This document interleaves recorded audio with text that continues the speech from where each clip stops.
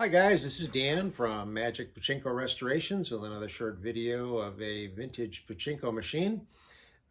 Certainly love to see the subscribers line up. We're over 400 plus now. That's great. If you haven't already, please click on subscribe and like the video, comment. Love to hear the comments, ask questions. I get back to you just as soon as I can. And as always, visit magicpachinkorestorations.com for lots of information. So today we're going to show you a 1975 Sanyo No Fire. Not sure why they call it a no fire, but that's what it says down here, no fire. Sanyo No Fire. Essentially, it's a Model B. Again, that's something that we use as the terminology of a Model B. The Japanese never called them Model A, Model B, and Model C, and so on. Full restoration done on the machine, including a new playfield. Everything gets pulled off, everything gets cleaned, everything gets put back on. Again, the wood, this is the really nice red mahogany. This was all rough cut when they were mass produced in Japan. These all get taken apart. I run the boards through a planer to get them nice and straight, sand them down, and then give them a couple of coats of polyurethane.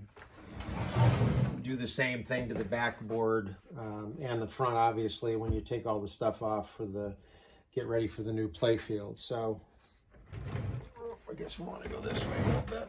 Okay.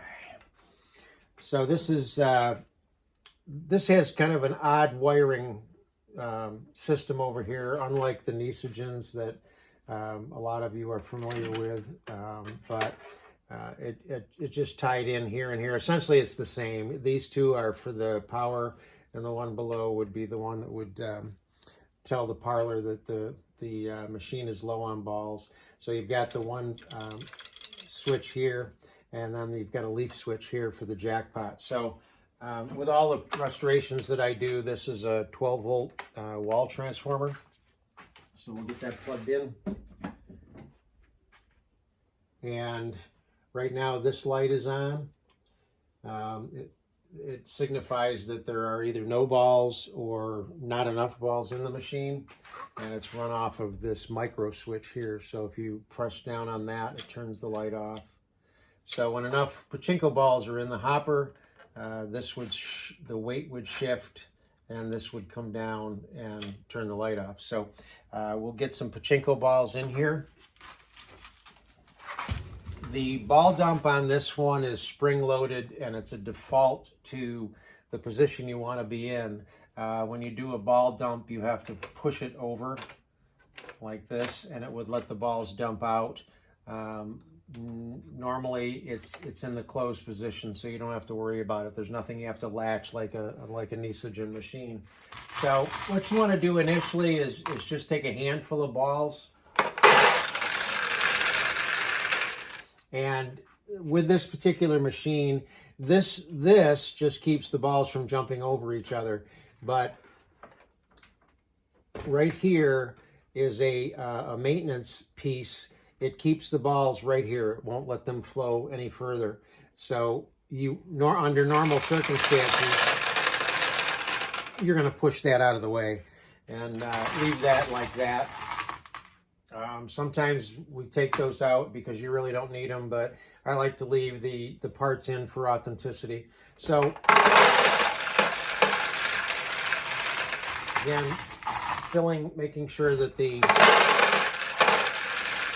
balls flow down through here into the turnaround, across, and into the jackpot chamber. And because this machine didn't have the jackpot cover, you can see the jackpot quite clearly, and you can see the balls loaded up and ready to go.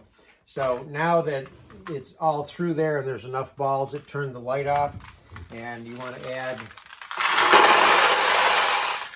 a bunch of balls. If you have 300 pachinko balls, you should have 275 of them right here. This is where you want to have the bulk of your pachinko balls. So again, the balls run down through the upper chute into the turnaround, down through the lower chute, and into the jackpot chamber. So you're all set there. The other thing you want to check before you do anything is make sure that the seesaw is in the correct position. Again, the plastic cover that would have been here was missing on this machine. Not necessary for functionality. It was just a dust cover.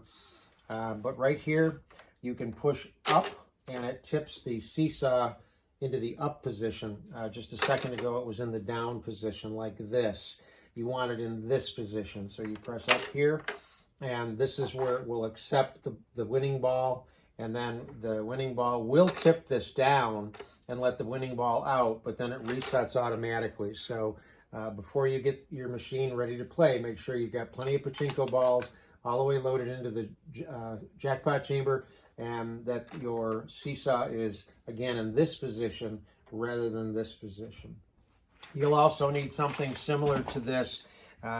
Losing balls will exit here, and the winning ball exits here. So you need something similar to this to catch the balls. So let's bring this back around.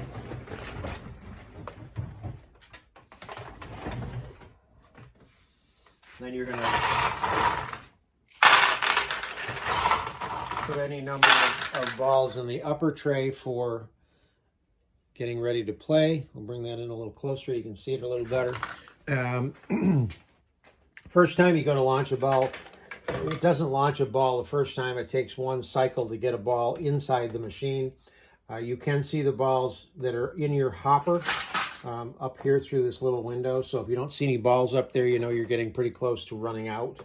So the second time, we'll launch a ball.